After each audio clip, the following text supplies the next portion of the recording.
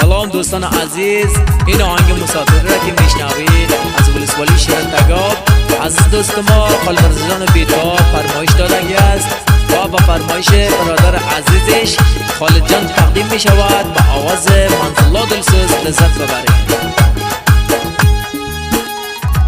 جدا گشتم از یارم، رحمی بکن خدا جان، دیدن عزیزانم گدا کرده خدا جان. جدا گشتم از یارم، رحمی بکن خدا جان، دیدن عزیزانم گدا کرده خدا جان.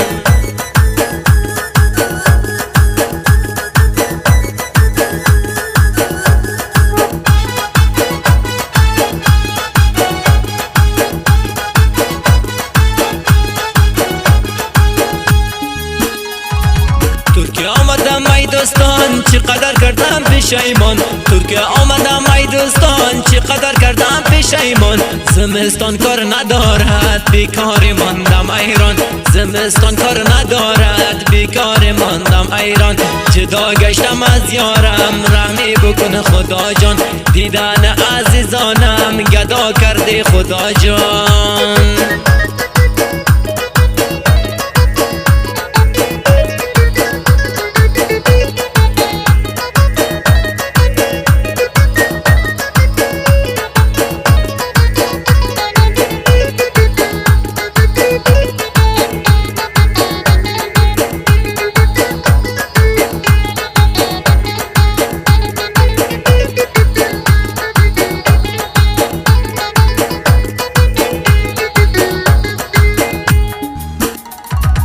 مسافر کرده خار از وطن شدم فرار، مسافر کرده خار از وطن شدم فرار.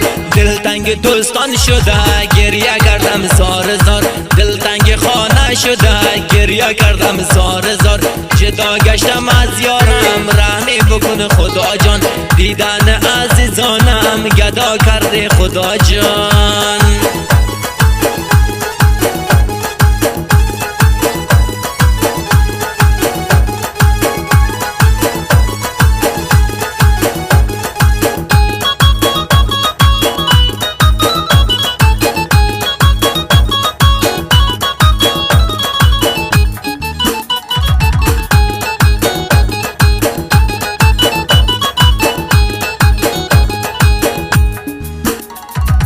رنگی رویم خزان شد، آرزوهام برباد شد، رنگی رویم خزان شد، آرزوهام برباد شد.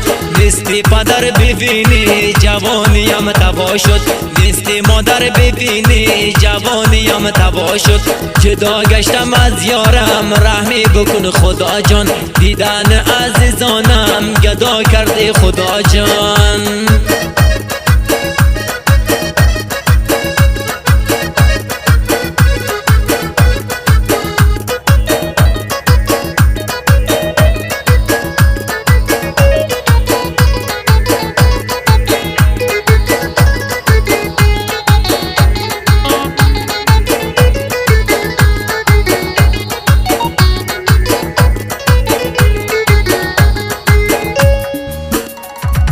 کنم اگر کارگری میگن مدرک نداره، کنم اگر کارگری میگن مدرک نداره.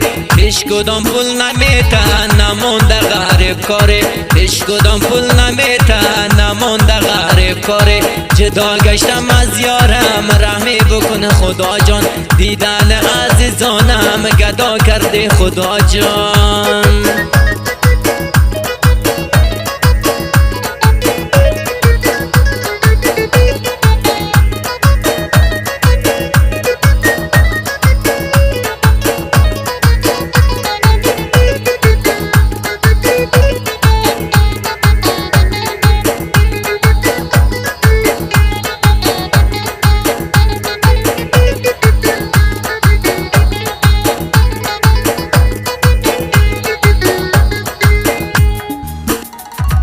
مهاجر خیلی سخت جوان ها شدن بدبخت، مهاجر خیلی سخت جوان ها شدن بدبخت.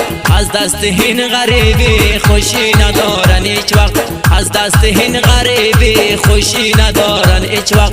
جدا گشتم از یارم رحمی بکن خدا جان، دیدن عزیزانم گدا کرده خدا جان.